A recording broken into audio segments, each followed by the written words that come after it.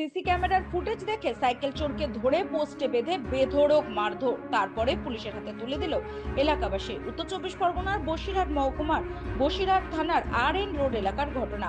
RN রোডের একটি মার্কেটের মধ্যে থেকে গতকাল সাইকেল চুরি করে নিয়ে যায় এক যুবক।